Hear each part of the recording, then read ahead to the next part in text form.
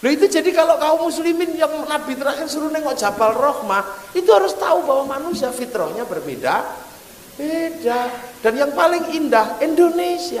Gak ada negeri seindah Indonesia. Saya ini kalau zaman dulu sebutannya Ibnu Battuta, tukang ngeluyur saya. Saya pulang dari Siberia, min 41 derajat, kencing belum selesai, udah kering.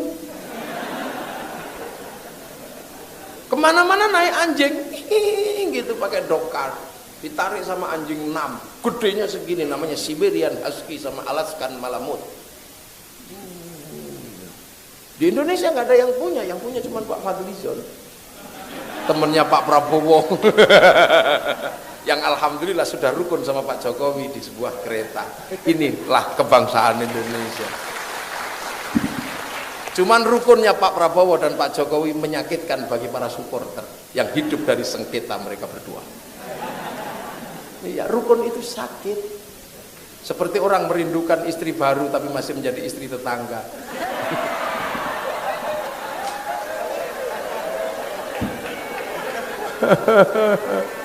Duh, ini rukun.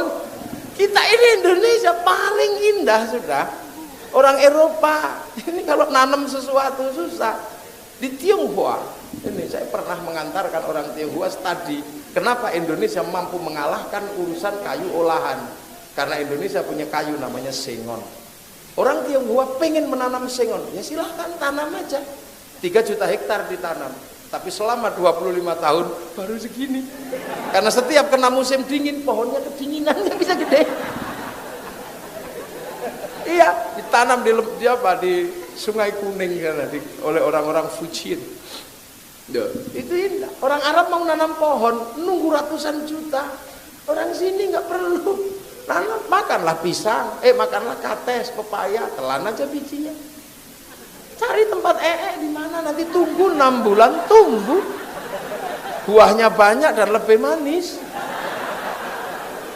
Loh iya, makanya kopi yang dimakan luwak lebih nikmat. Saya nggak membayangkan ada kopi manusia. Pasti lebih asik. Loh, ini kita Eropa kalau mau makan ikan di musim panas, musim dingin harus mengawetkan ikan di musim panas, namanya sarden. Kita nggak perlu itu, tiap hari cari ikan ada di sungai, nggak dapat ikan kodok juga ada. Makanya ada suike. Ini cara Islam yang terakhir dihantarkan ke masa lalu agar kalau ketemu tidak bermasalah dalam perbedaan bangsa. Setelah perbedaan bangsa, ada orang yang peduli dengan sisa-sisa masa lalu yang sudah hilang dan membuat manusia tercerai-berai. Kenapa? Nabi Adam sudah terlalu jauh dengan generasi berikutnya, sehingga situsnya, tanda-tandanya hilang. Lahirlah seorang nabi yang menginginkan persatuan manusia, dicari lagi situs itu untuk merukunkan kembali. Orang itu bernama Ibrahim, membawa istrinya mencari jejaknya Nabi Adam. Akhirnya ketemu di sebuah lembah namanya Bakkah, batunya sudah runtuh berserakan. Akhirnya Nabi Ibrahim cuma berdoa, Rabbana ini askantu min dzurriyyati biwadin ghairi dzi zar'in 'inda baitikal muharram, Rabbana liyuqimus sholata waj'al afidatan minan nasi tahwi ilaihim warzuqhum minats thamarati la'allahum. Ya sudah deh ya Allah, tak titipkan di sini, ini Baitikal Muharram. Sudah. Akhirnya orang ketemu lagi dengan situsnya Nabi Adam, sehingga Nabi Ibrahim terkenal di seluruh dunia. Semua orang mengenal Ibrahim. Semua orang mengenalnya. Maka Ibrahim menjadi orang yang paling terkenal dan menjadi inspirasi agama-agama besar dunia. Makanya dia dikenal banyak nama. Ada yang mengenal dengan nama Ibrahim di dalam Islam, istrinya Sarah. Ada yang mengenal dengan Abraham di Yahudi Nasrani, istrinya Sarah. Ada orang Hindu mengenal dengan sebutan Brahma, istrinya Saraswati. Pada Sarah. Saraswati. Loh, ini kan sebuah sistem tanda yang kadang kita nggak mencernanya karena kita sibuk untuk urusan yang lain. Bahwa Islam membangun peradaban ini dilupakan. Jadi nggak usah gumun kenapa ketemu Saroh, ketemu Sarah, ketemu Saraswati. Pasti ketemu. Dan akhirnya Nabi Ibrahim menghasilkan 2 genre besar karena istrinya 2, satu Saroh, satu Hajar. Dari Saroh melahirkan anak Ishak, punya anak Yakub atau Israel, punya anak 12 namanya Bani Israel. Dan dari Bani Israel melahirkan Nabi Musa, punya agama besar namanya Yahudi yang sampai hari ini masih punya kekuasaan di Israel. Punya tokoh-tokoh besar dunia yang sanggup mengatur dunia dalam bingkai pemikiran-pemikiran Israel. Punya agen-agen besar, punya pemikir namanya Ben Gurion, Harel yang mampu mengambil kembali tanah yang dijanjikan. Punya William Donovan yang pernah mendesain CIA. Punya Rothschild Rockefeller yang punya sistem keuangan yang ditawarkan untuk Amerika, yang kemudian mendirikan bank devisa New York, yang akhirnya ngontrol seluruh sistem perbankan dunia melalui jalur Wall Street di Amerika. Nah, ini lu ojo kaget toh.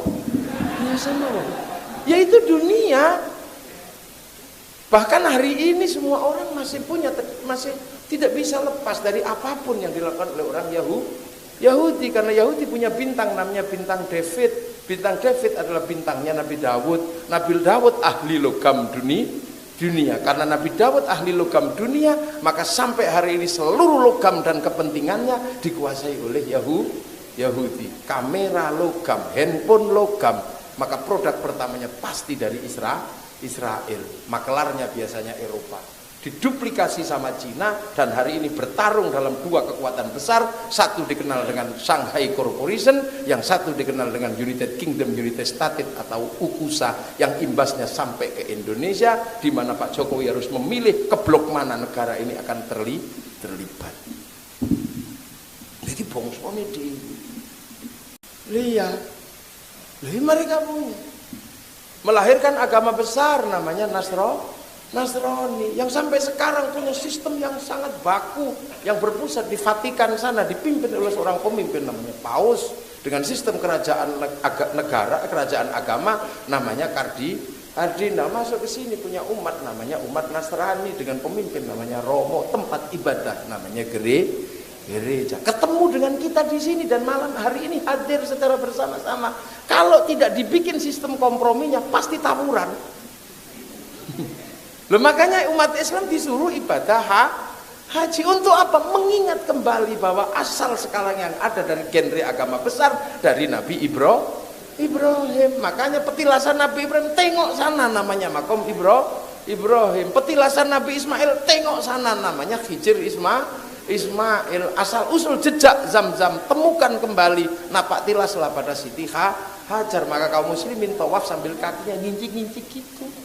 Nabi Ibrahim lempar setan untuk pengorbanan, maka kita disuruh napak tilas Jamarat Ula, Wusta, Aqabah dengan menggunakan kerikil yang kecil-kecil yang di tempat yang dulu diambil sama Nabi Ibrahim. Masih kurang puas, lempar pakai sendal. Kurang puas, lempar pakai payung. Lu ini kan suruh sana.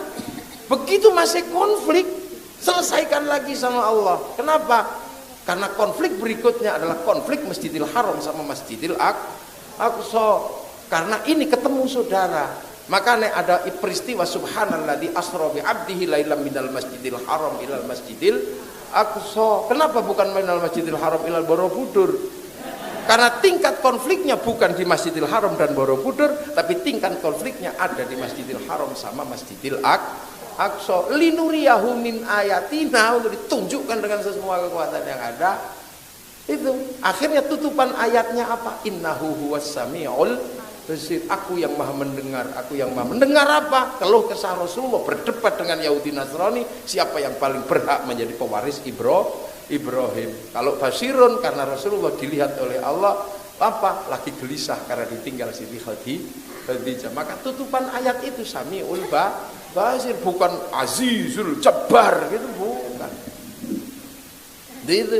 Lalu akhirnya dinaikkan ke sana, udah lu ketemu kakekmu, tuh sana selesaikan. Maka ketemu Nabi Ibrahim, ketemu Nabi Adam, ketemu siapa? Terus disuruh sholat. Begitu sholat, itulah titik kompromi kalau ketemu dengan saudara yang berbeda dan sudah punya kiblat sendiri-sendiri. Ketemu Yahudi Nasrani yang punya kiblat Masjidil Aqsa, kita kiblatnya Masjidil Haram. Oleh Allah cuma diajarkan apa? Kama barok ta'ala sayyidina Ibrahim wa ala ali sayyidina Ibrahim. Lah Ali Ibrahim itu apa? Yahudi Nasrani itu ya Ali Ibrahim. Kalau saudara itu nggak bisa ketemu dalam satu sikap, ya sudah jalanlah masing-masing, tapi jangan lupa saling mendoa. Lu ikut titik kompromi Nabi terakhir. Dan makanya ketika Gus Dur ke Israel saya tanya, loh Gus, walantar lo angkal Yahudi walan Nasara, Gus. Loh, itu kan ayat satu kali baca setahun inget, tapi yang setiap hari dibaca lupa apa? Wa ala ali sayyidina Ibrahim.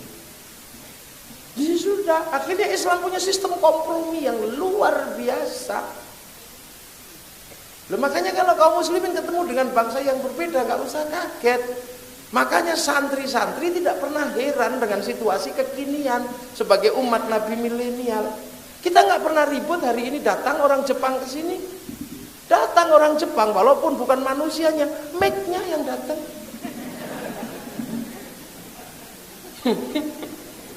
Orang Korea nggak datang, yang datang Samsung-nya.